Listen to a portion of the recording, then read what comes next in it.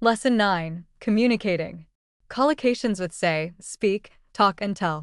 Let's begin with some very common expressions using these 4 verbs. If someone offers you a cup of tea and you really want one, you can say, "I wouldn't say no to a nice cup of tea." This is an informal way of saying you would really like it. When something is completely obvious, we can say "needless to say," or "it goes without saying that the workers voted in favor of the wage increase." Both phrases mean the same thing. If someone stays completely silent, we say they didn't say a word. For example, Jana didn't say a word when I told her I was leaving. Now, let's move to the verb speak. When we talk about things in general, we use the phrase generally speaking. For instance, generally speaking, people are aware of the environmental consequences of their actions. When we want to be very precise about definitions, we say strictly speaking. Strictly speaking, a tomato is a fruit and not a vegetable because it contains seeds. If someone always praises you, we say they speak very highly of you. That means they say good things about you.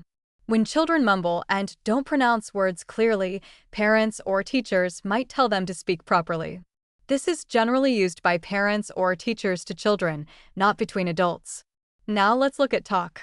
When you have known someone for a while and want to discuss serious matters, it's time to talk business. Sometimes people say things that seem meaningless. We call that talking nonsense. But after a while, you might realize they are actually talking a lot of sense, which means they are saying very sensible things. Finally, with tell, we have some very common expressions. You might tell someone a secret, like "I'll tell you a secret, but please don't tell anyone else." And fortune tellers tell your fortune, which means they predict your future life. For example, the old woman looked at Glenn's palm and began to tell his fortune. Collocations meaning communicate. Beyond say, speak, talk, and tell, there are many other verbs that express different ways of communicating. Most of these are quite formal. When someone refuses to explain something, we say they wouldn't give a reason. For example, I asked why she didn't trust him, but she wouldn't give me a reason. Notice that we do not say a reason. In formal contexts, organizations state their aims. A charity might state its aim as being to help underprivileged children. We can also state your purpose or state your goal.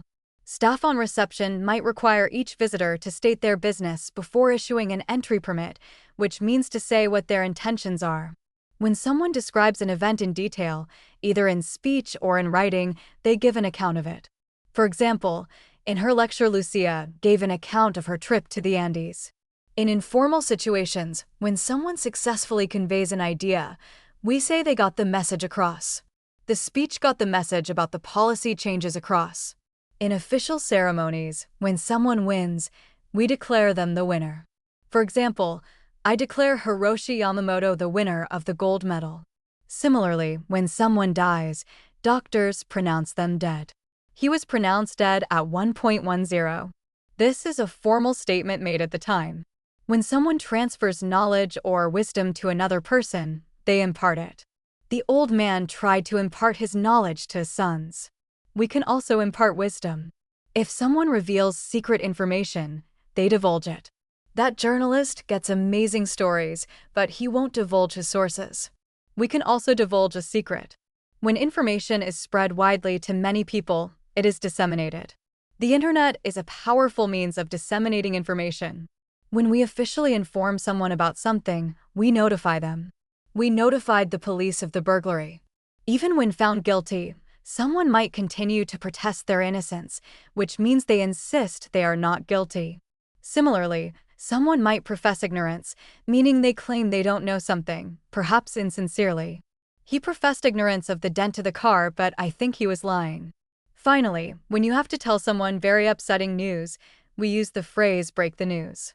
Did you break the news to her that her mother is in prison? This expression is specifically used for news that is very distressing.